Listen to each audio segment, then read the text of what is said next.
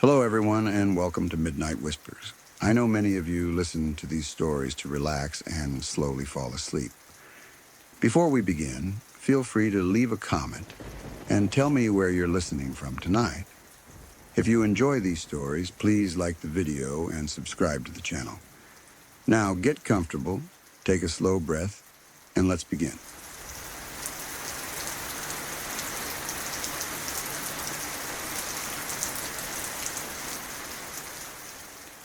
I used to work as an associate at a funeral home.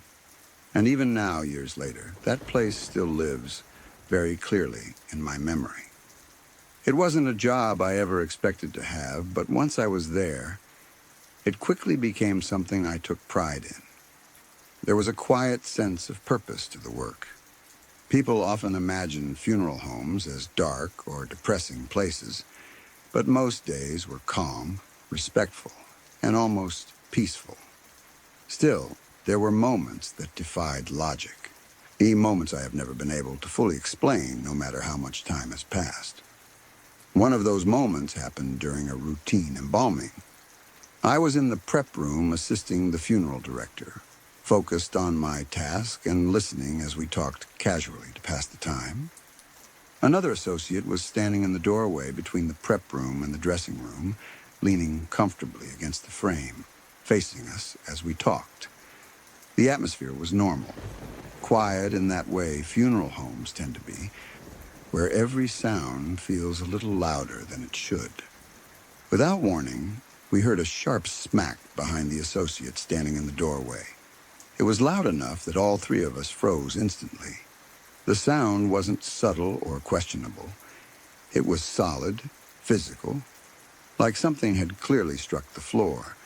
When we looked down, there was a rolled-up strap sitting in the middle of the floor, about 5 feet away from the cabinet it had originally been placed on. I knew exactly what that strap was because I was the one who had put it there no more than 5 minutes earlier. It had been neatly rolled up, sitting flat on top of a cabinet that stood roughly 7 feet tall. I had placed it carefully, rolled like a tire resting on its side, positioned about 6 inches back from the edge. It wasn't dangling, it wasn't unstable, and it certainly wasn't in a position where gravity alone could have caused it to fall, let alone travel the distance it did. What made the moment even more unsettling was the fact that nobody else was in the building. It was just the three of us. Both of my co-workers were standing at least 10 feet away from the cabinet, fully visible to me the entire time. No one had moved toward it. No one had brushed past it. There was simply no logical explanation for how that strap ended up in the middle of the floor. We all stood there staring at it for a long moment, the conversation completely forgotten. There was an unspoken understanding between us that something strange had just happened. No one rushed to laugh it off right away. No one had an immediate explanation. Eventually, someone made a joke, the way people often do when they don't know how else to react. We shrugged it off, picked up the strap, and went back to work. But the unease lingered. That wasn't the only reason the building felt strange, though. The funeral home itself had a long history, and you could feel it the moment you stepped inside. The building was over 100 years old and had originally served as the town doctor's office and a small hospital back when it was first built. Over the years, countless people had been born within those walls. Many longtime residents of the town would tell us stories about coming into the world there, and more than a few would joke that they fully expected to leave it from the same place. Those stories gave the building a strange sense of continuity, like it had quietly witnessed the full arc of human life for generations. Birth, illness, death, grief, and remembrance had all taken place under that same roof. Even before anything unusual happened, there was a weight to the place that you couldn't quite describe. It wasn't oppressive, but it was present. Like the building itself remembered everything it had seen. Because of its age, the building made a lot of noise. Pipes knocked, wood creaked, and the floors shifted with changes in temperature. During the day, those sounds were easy to ignore or explain away. We would sometimes hear footsteps coming from the far side of the building or the sound of a door closing somewhere down the hall. When we checked, there was never anyone there. The doors would be locked, the rooms empty, and the halls still. At first, we chalked it up to the building settling or old materials expanding and contracting. Eventually, though, the frequency of the sounds made them harder to ignore. It was never anything dramatic, just enough to make you pause and listen. Enough to make you question yourself for a moment. We started joking that it was the ghost of the previous owner of the funeral home. He had passed away in a car accident a few years before I started working there, and his name came up often in stories told by longtime staff. Whenever we heard something unexplained, someone would call out his name and tell him to knock it off because we were trying to work. It was all meant to be lighthearted, a way to keep things from feeling too heavy. During the day, the jokes worked. Sunlight streamed through the windows, phones rang, and families came and went. The building felt alive in a normal human way. At night, though, everything changed. Night shifts were a completely different experience. Sometimes you'd have to drop off a body after hours, and once the paperwork was done, you'd need to shut off the lights and walk through the entire building to leave. When all the lights were off, the darkness was absolute. There were no glowing exit signs in every hallway, no ambient light from nearby buildings. Just silence, shadows, and the sound of your own footsteps. Every creak felt amplified. Every distant noise made your heart jump. You knew logically that the building was empty. You knew the doors were locked. But logic doesn't always matter when you're walking alone through a pitch-black funeral home that's more than a century old. There was an undeniable feeling of being watched, even if you couldn't point to why. Your instincts would kick in, urging you to move faster, to get out as quickly as possible. Despite those moments, I genuinely loved the job. There was something deeply meaningful about helping families during one of the hardest moments of their lives. There was honor in caring for the deceased with respect and dignity. The strange experiences never outweighed the satisfaction I felt from the work itself. If anything, they became part of the story of that time in my life. Looking back now, I remember the building with a strange mix of fondness and unease. I remember the laughter, the quiet teamwork, and the sense of purpose we shared. I also remember the unexplained moments, the sounds with no source, and that strap lying in the middle of the floor where it had no right to be. To this day, I still don't have an explanation for what happened in that prep room. I've replayed it in my mind countless times, trying to find a logical answer. Maybe the building shifted at just the right moment. Maybe there was some force I didn't notice. Or maybe there are things we don't fully understand. Things that exist just outside our ability to explain them. Whatever the truth is, that experience has stayed with me. It didn't frighten me enough to overshadow the good memories, but it did leave me with a quiet respect for old places and the stories they carry. Some buildings aren't just structures made of wood and brick. They are witnesses. And sometimes, it feels like they still have something to say. All in all, it was a great job, and I remember it fondly. Even the strange parts have become part of what made that time in my life so memorable. I don't feel fear when I think back on it now, just a lingering curiosity and a sense of wonder. Whatever happened there, it was real to me, and it became a chapter in a story I'll never forget.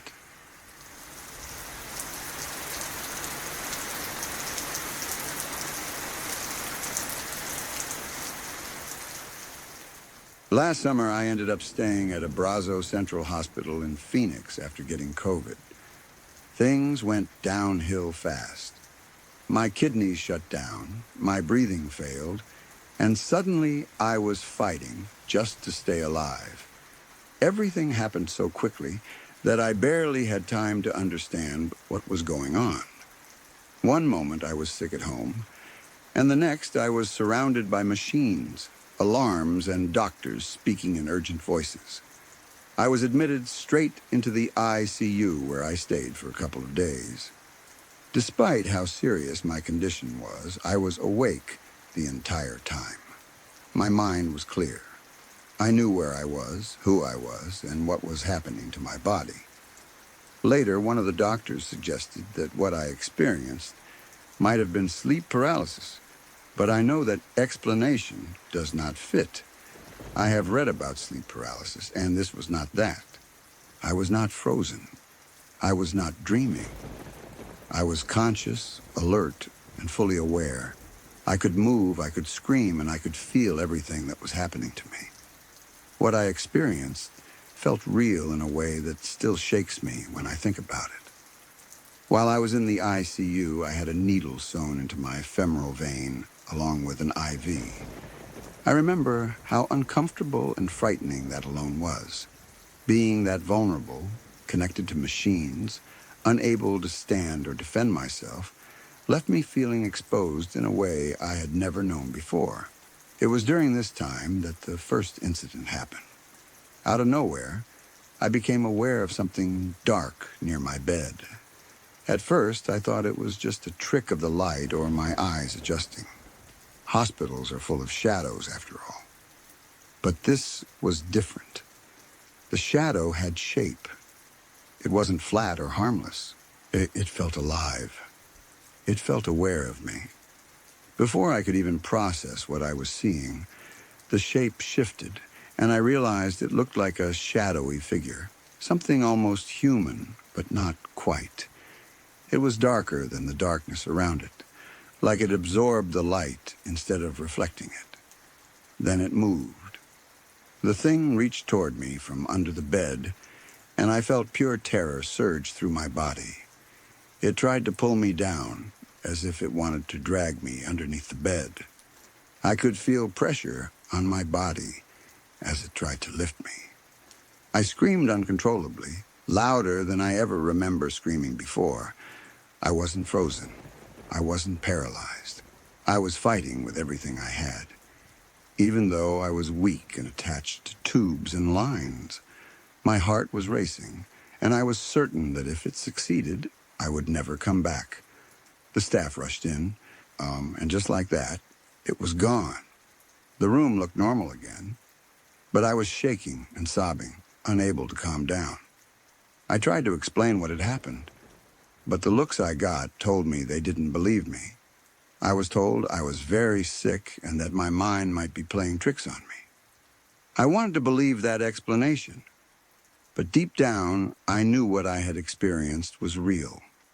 The worst part is that it didn't stop there. The same thing happened 2 more times while I was still in the ICU. Each time felt just as real and just as terrifying as the first. The shadow would appear, try to pull me under the bed, and I would scream until someone came. Each time, the fears stayed with me long after it vanished.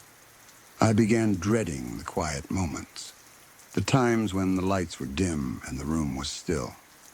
I felt like I was being watched, like something was waiting for the right moment to come back. Eventually, my condition improved enough that I was no longer considered to be dying. That's when they moved me downstairs to a regular room.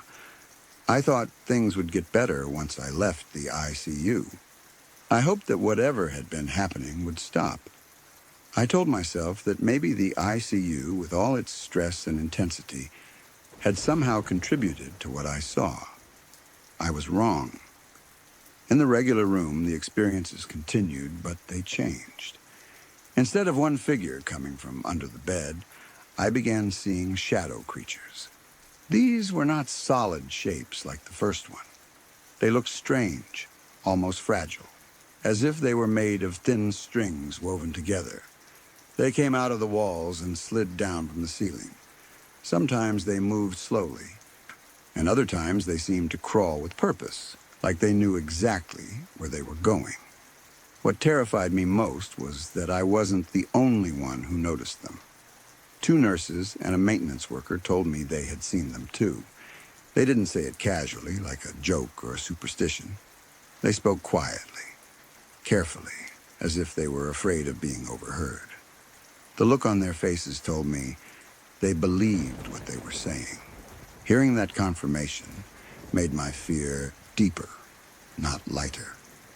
It meant this wasn't just my imagination. It meant I wasn't alone in seeing these things. The hospital itself felt wrong. There was a heaviness in the air that never went away, even during the day when sunlight streamed through the windows and the halls were busy. There was an underlying sense of unease. At night, that feeling intensified. Shadows seemed thicker. Sounds echoed in unnatural ways. I felt like the building was alive, watching everyone inside it. There was a sink by the nurses' station that would turn on by itself several times a day and night. At first, I thought maybe it was motion activated or had a plumbing issue, but it happened too often and too randomly to ignore. Nurses would glance at it, shake their heads, and turn it off without comment. No one seemed surprised by it. It felt like just another strange thing everyone had learned to live with. All of it made the hospital feel incredibly haunted. Not in a dramatic, movie-like way, but in a quiet, unsettling way that gets under your skin and stays there. The kind of place where you feel like you are not alone, even when you clearly are. The kind of place where the walls seem to hold memories and pain that never fully fade. After I was finally discharged and went home, I tried to put the experience behind me. I focused on recovering physically, grateful to be alive, but the memories never left. They still come back to me, especially at night. Sometimes I wake up with my heart pounding, convinced I saw movement in the corner of my room. I know I'm safe now, but the fear lingers in a way I can't fully explain. I've had to go back to that hospital since then for follow-up visits, and every single time, I see something. Not always as clear as before, but enough to remind me of what happened. A shadow where there shouldn't be one. A movement that disappears when I look directly at it. A feeling of being watched that makes my skin crawl. It's never just nothing. It's always something. Because of that, I've made up my mind that if I ever get seriously sick again, I will go somewhere else. I don't care if it's less convenient or farther away. I don't want to be in that building when I'm vulnerable ever again. The thought of ending up there, weak and unable to protect myself, fills me with dread. I do have a doctor's appointment there in February, and I'm already anxious about it. The closer the date gets, the more uneasy I feel. Just thinking about walking through these doors again makes my chest tighten. I know it's supposed to be a place of healing, but for me, it's tied to fear in a way I can't separate. Every time I go there, I see something. I don't go looking for it. I don't want to see it. It just happens. And that's what scares me the most. And whatever is there doesn't seem to care whether I believe in it or not. It doesn't care if I'm ready. It's just there, existing in the same space, brushing against my reality in ways I don't understand. I've replayed those days in my mind countless times, wondering if there's another explanation. I've questioned myself, doubted my own memory, and tried to convince myself it was all caused by illness and stress. But the clarity of those moments, the way they felt, and the fact that others admitted to seeing the same things, make it impossible for me to dismiss it completely. That hospital changed the way I see the world. It showed me that there may be things we don't understand, things that exist just beyond what we can easily explain. Whether they are shadows, energy, or something else entirely, I don't know. All I know is that what I experienced was real to me, and it left a mark that hasn't faded with time. I survived COVID, kidney failure, and respiratory failure, and for that I am grateful. But surviving the hospital itself, the things I saw and felt there, has been its own kind of struggle. Even now I carry those experiences with me, trying to make sense of them, trying to move forward, and hoping that I never have to face whatever lies in that place again.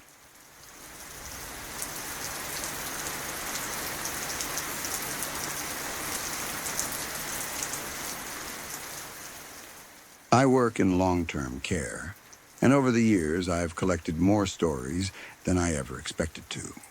When you spend that much time around people who are aging, declining, and eventually dying, you start to notice that some things don't fit neatly into logic or training manuals.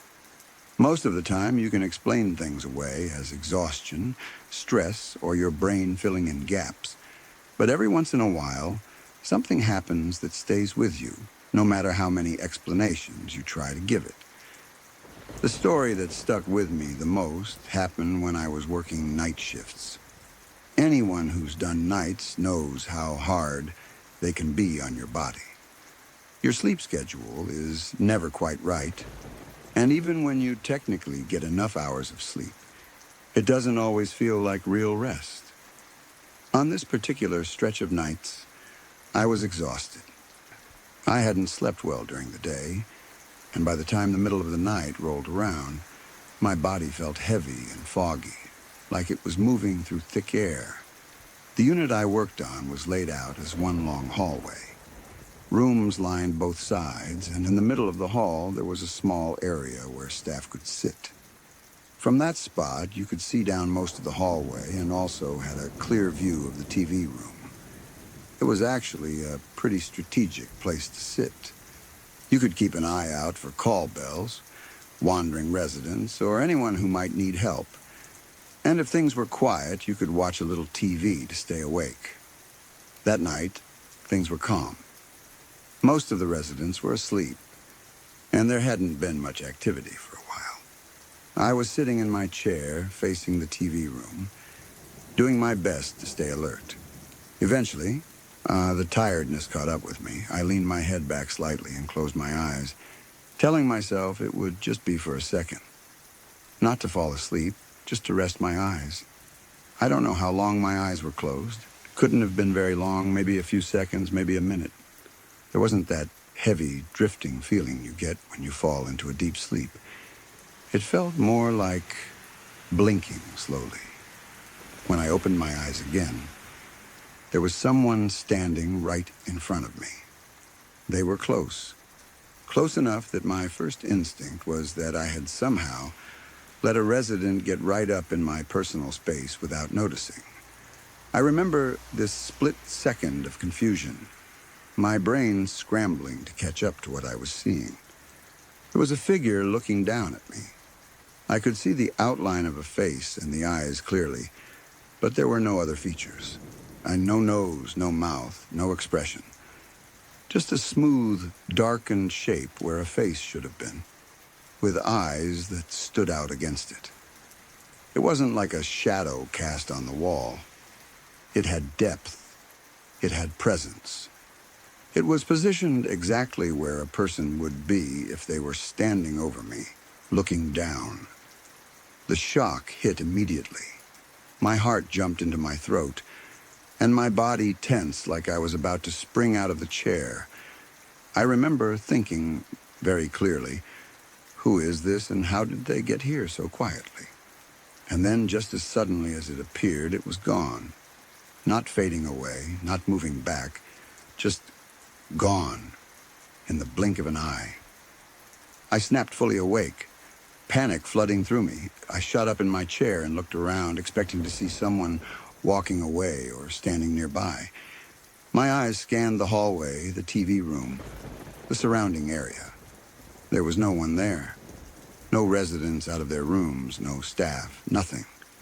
The unit was exactly how it had been before I closed my eyes. Quiet, still. I stood there for a moment, my heart racing, trying to calm myself down.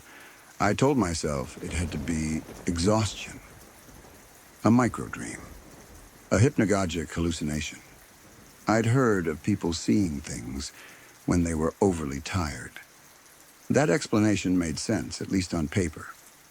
But even as I tried to convince myself, something about it didn't sit right. It hadn't felt dreamlike. It hadn't felt fuzzy or distorted. It had felt immediate and real, like someone had stepped into my space and then vanished. I didn't tell anyone right away. Nights are long, and you don't want to freak yourself out more than necessary.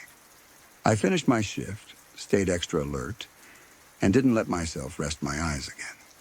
Nothing else happened that night, but I never fully relaxed.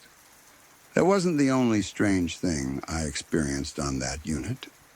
Another incident happened on a different night, weeks later.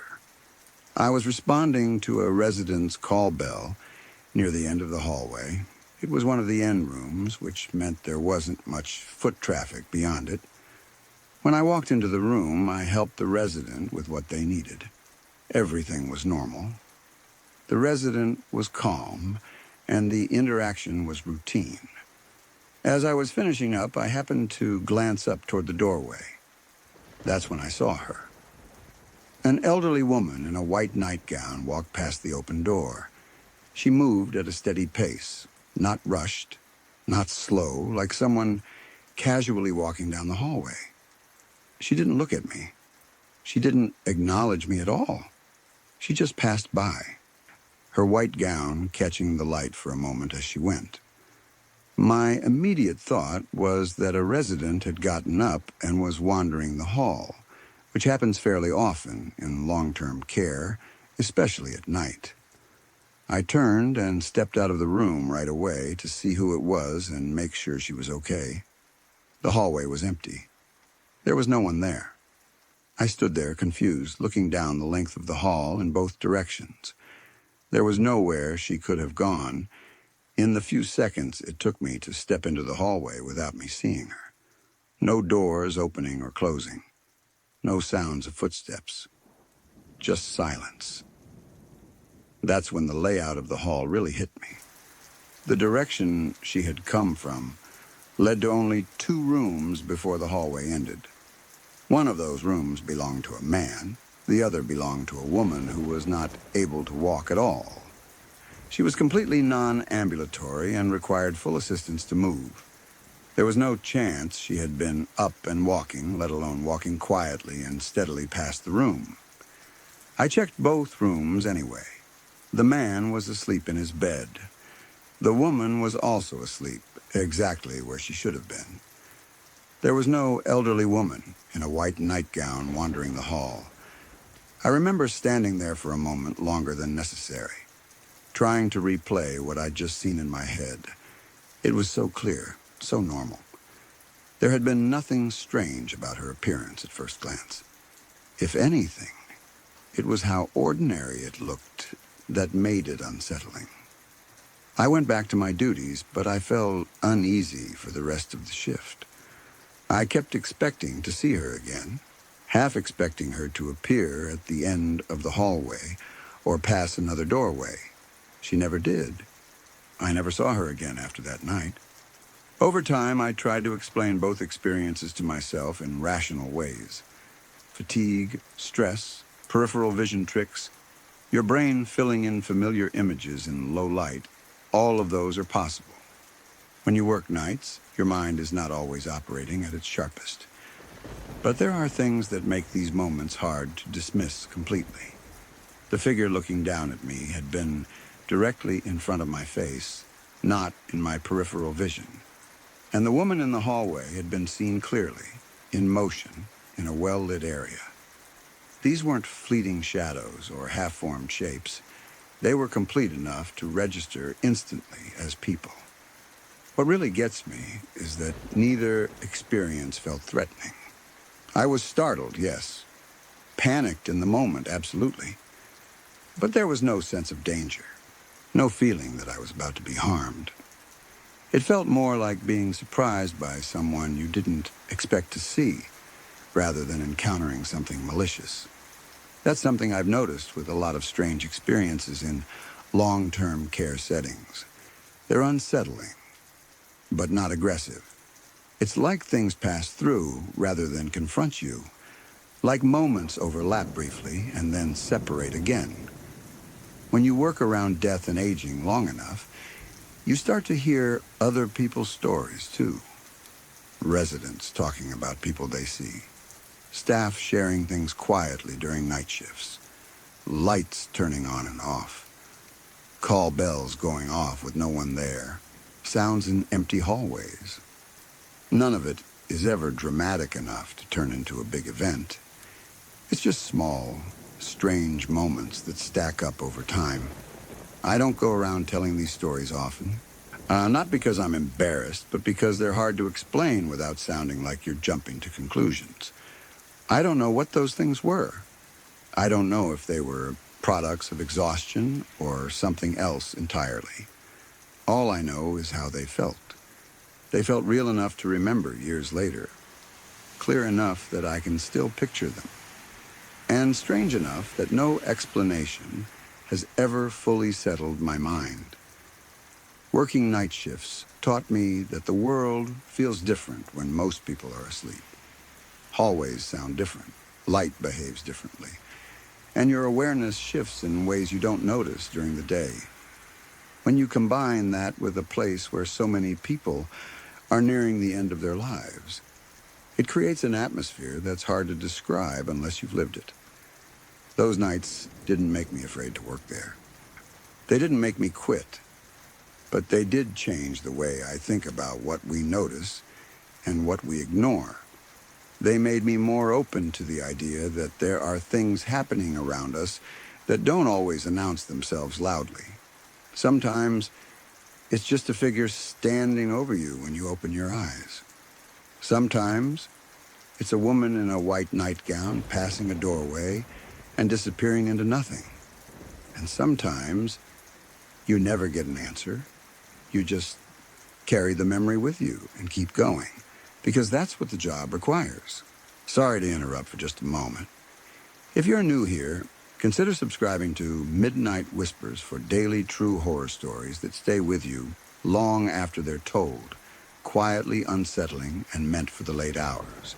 You can also turn on notifications so you're always here when a new story arrives and the night begins to stir again. Now, let's continue. We were on a short holiday, nothing dramatic or special, just a simple breakaway from home.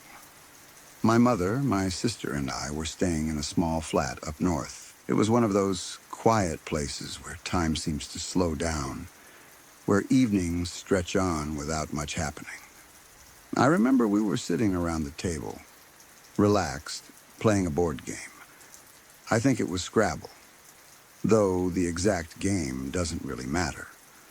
What matters is how normal everything felt in that moment. We were laughing, I half arguing over words, completely unaware that anything was wrong. The flat had sliding glass doors, the kind that reflect the room when it's dark outside. At some point during the game, without any warning, both my sister and I looked up at the same time. In the reflection of the sliding door, we saw our dad standing there. He wasn't supposed to be there. He was miles away, at home. What makes that moment so unsettling is that we both saw him at the same time. There was no delay, and no one pointing it out to the other. We locked eyes through the reflection, then looked at each other instantly, our faces mirroring the same shock and confusion. The room felt like it dropped several degrees in temperature. My heart started racing before my brain could catch up. It wasn't a vague shape or a trick of light. It was him. Clear enough that there was no mistaking who it was. He looked solid, present, and real, as if he were actually standing behind us. The second we turned around, there was nothing there. Just the quiet flat, the table, the game, and the faint hum of normal life continuing, as if nothing extraordinary had happened. Both my sister and I completely freaked out. We spoke over each other, both describing the same thing, the same image, the same moment. My mom tried to calm us down, brushing it off as imagination or tiredness, but she could tell we were genuinely shaken. This wasn't the kind of reaction you get from a joke or a misunderstanding. We were rattled to our core. We tried to move on with the evening, but the mood had shifted. That easy, relaxed feeling was gone. There was a strange heaviness in the air, the kind you can't explain but can't ignore either. Even as we went to bed that night, I couldn't shake the feeling that something was wrong, deeply wrong. The next morning, everything changed. My mom got a phone call early, the kind of call that instantly tells you something bad has happened. It was a nurse from our local hospital. She informed my mom that my dad had suffered a stroke. The words didn't feel real at first. It was like hearing them in a dream, distant and unreal. But then the pieces started falling into place, and that moment in the reflection came rushing back with terrifying clarity. My sister and I just stared at each other. Neither of us needed to say anything. We both knew. We rushed home as fast as we could. The house felt different when we arrived, quieter somehow, like it was holding its breath. Seeing my dad in the hospital bed was surreal. He was alive, but not fully present in the way he used to be. It was hard to reconcile the man lying there with the image we had seen in the glass the night before. A week later, he had a second stroke. That period of time is blurred in my memory, filled with hospital visits, fear, and constant tension. But the memory of seeing him in that reflection has stayed sharp, untouched by time. It's burned into my mind as one of the strangest and most unsettling experiences of my life. What troubles me most isn't just that we saw him, but that we saw him before we knew anything was wrong, before the phone call, before the hospital. It felt like some kind of warning, or a moment where the boundary between life and something else thinned just enough for us to glimpse it. That wasn't the only experience our family had with something like this. Around the same time in our lives, something else happened that still defies explanation. My mother's brother had been struggling for a long time. His life had taken a downward turn after he left his wife. He became isolated, drinking heavily, and drifting further and further away from the family. Eventually, he died alone in a rented apartment. It was a lonely, miserable end. And it hit my mom hard, even though their relationship had been complicated. The week he died, something happened that shook our family in a different way. My sister and her best friend at the time were staying over at our house. They were both around 14 years old. In the middle of the night, both of them woke up at the same time. Not groggy, not half asleep, but fully awake. They found themselves standing in our lounge, facing the same window. They hadn't walked there consciously. They hadn't planned to get up. They were just suddenly there. Outside the window, they saw my uncle. He was standing there, looking directly at them, beckoning them to come closer, motioning for them to go through the window as if it were a doorway instead of solid glass. There was something deeply wrong about the way he looked. Not aggressive, but urgent, insistent, like he needed them to follow him. My sister and her friend completely lost it. They screamed at the top of their lungs, snapping out of whatever trance-like state they had been in. The sound woke the entire house. Lights came on, doors opened, and chaos followed. They were hysterical, crying and shaking, trying to explain what they had seen. My mom refused to believe them at first. The idea was too disturbing, too unreal.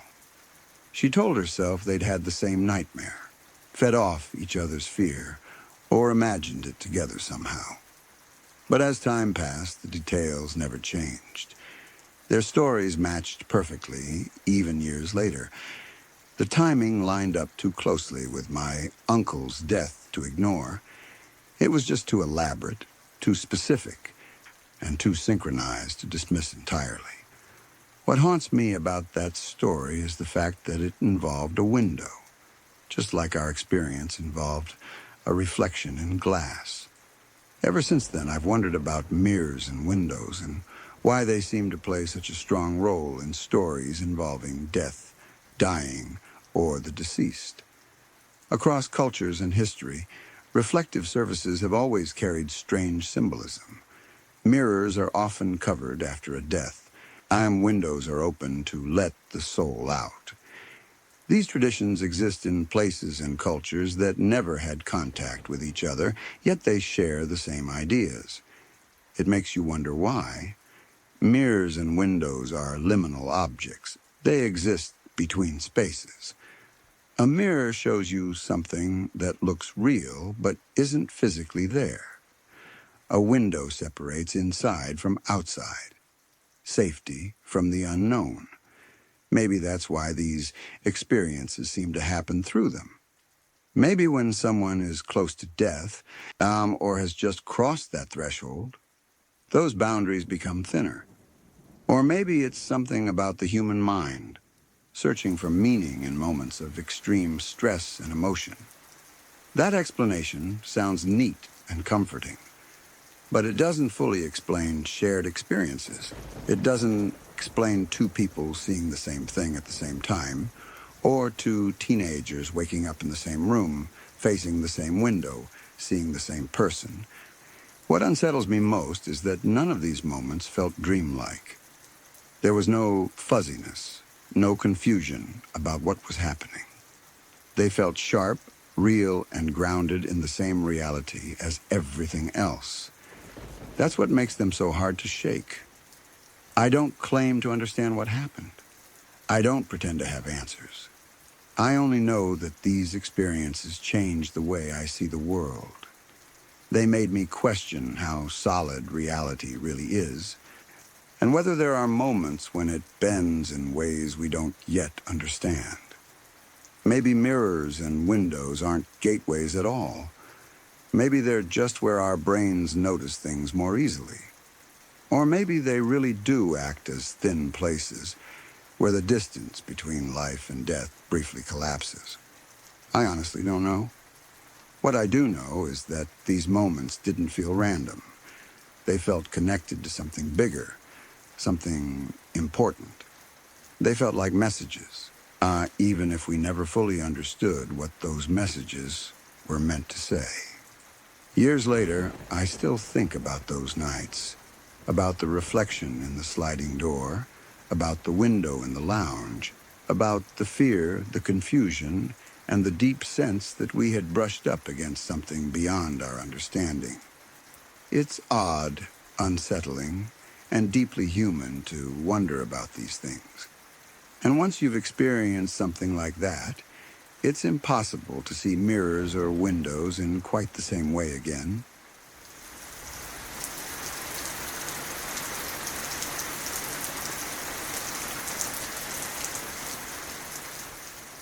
This isn't my story, but it's one my mother told me many times while I was growing up. And every time she told it, it stayed with me a little more. She didn't tell it for shock value or drama. She told it in a calm, almost matter-of-fact way, which somehow made it even more unsettling.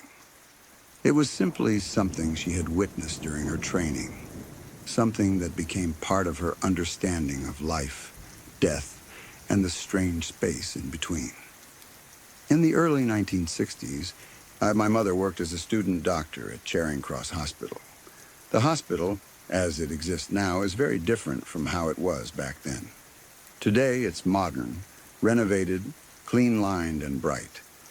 But in those days, parts of it were old, worn down by decades of use, layered with history in ways you could almost feel when you walked through certain corridors.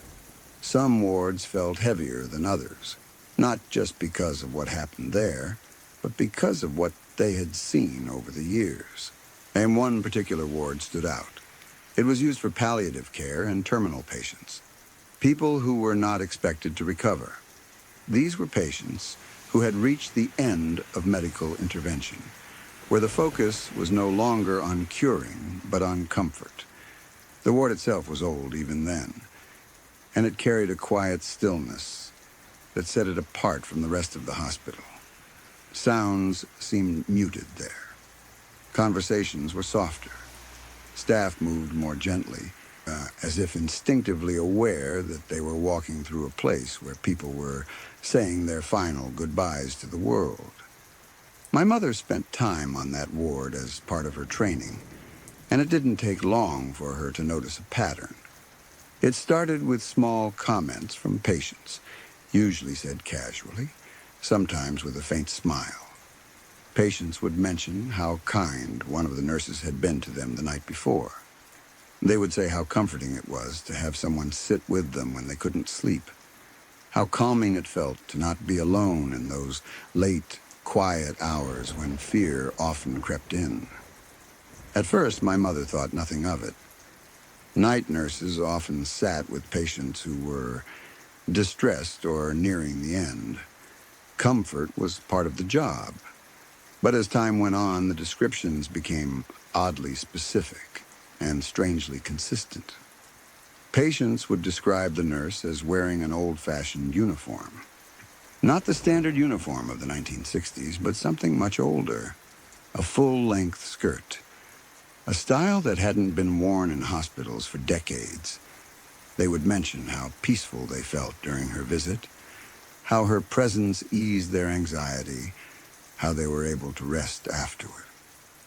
One detail came up again and again. They never saw her feet. Patients would mention it in passing, not as something frightening, but as something curious. They would say she sat at the end of the bed, her skirt falling straight down, and somehow her feet were never visible. It didn't seem to bother them. If anything, they spoke of her with gratitude. They felt reassured by her presence, soothed by the time she spent with them. What unsettled my mother wasn't just the descriptions themselves. It was what followed. Almost without exception, patients who spoke about this nurse would pass away within the next 24 hours. The first time it happened, it was easy to dismiss as coincidence. After all, this was a terminal ward. Death was expected. But as the same story repeated itself over and over, it became impossible to ignore.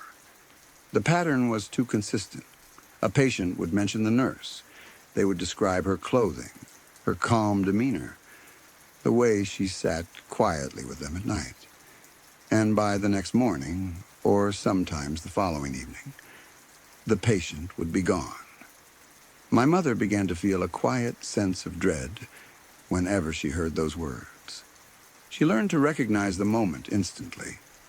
A patient would smile faintly and say something like, "That nurse who sat with me last night was very kind." And my mother would know with a certainty that made her stomach sink that the patient's time was imminent. Eventually, she asked one of the senior nurses about it. The nurse didn't look surprised. In fact, she looked almost resigned, as if this question had been asked before. She explained, quietly and without any dramatics, that this had been happening for years, long before my mother had arrived, long before most of the current staff had started working there. The nurse told her about the history of the ward. The hospital, or at least that part of it, dated back to the late 1800s or early 1900s. Over time, renovations had been done, new floors laid on top of old ones. But in that particular ward, the original floor had never been fully removed. It was still there, buried beneath the modern flooring, roughly 6 inches lower. The nurse believed, as did several others on the ward, that whatever the patients were seeing was walking on the old floor. That was why the patients never saw her feet. From their perspective, she appeared to float just above the ground, her skirt falling into empty space. But in reality, if reality even applied, she was standing on a floor that no longer existed in the physical sense, but still seemed to exist in some other way. No one on the staff spoke about this openly. There were no official discussions, no notes in charts, no attempts to investigate or document it. It was simply accepted as part of the ward's strange rhythm. The nurses never corrected the patients. They never questioned what they described. They never suggested it wasn't real. The reason was simple. The patients were comforted by her presence. In a place where fear, pain, and uncertainty were constant companions, something that brought peace was not something to be challenged. The nurses had learned that arguing or dismissing the experience only caused distress. Allowing the patients to believe, or simply to experience, whatever that presence was, gave them calm in their final hours. And so the staff remained quiet. They would listen, they would nod, they would offer gentle reassurance. And when morning came, they would often find that the patient had passed away during the night, quietly and without apparent distress. My mother said the atmosphere on that ward was unlike anywhere else in the hospital. There was sadness, of course, but also something else, a sense of anticipation, a sense that something unseen moved through those rooms at night, doing a job that no living person could do. She never saw the nurse herself, at least not in the way the patients described. But she believed them.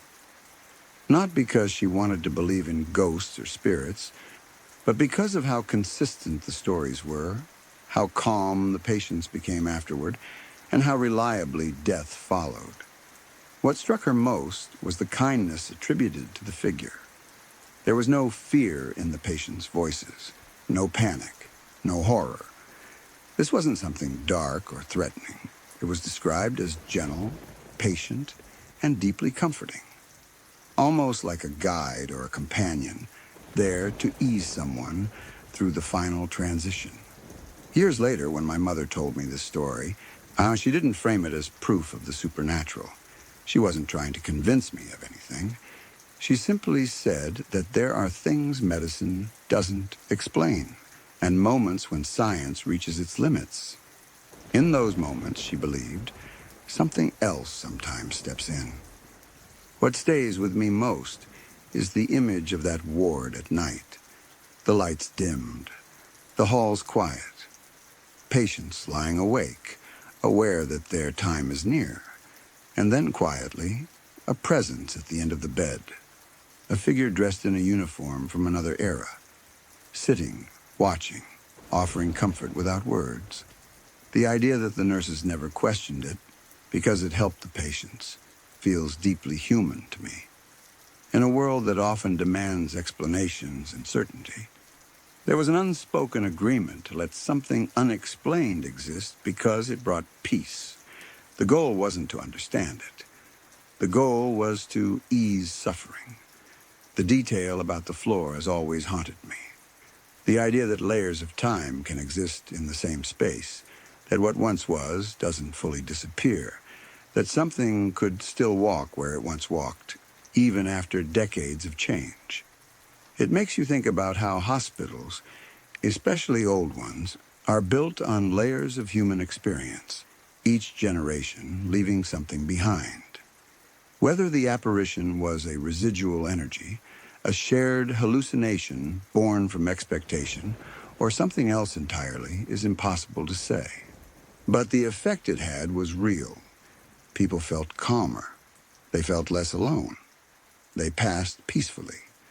My mother carried that knowledge with her throughout her career.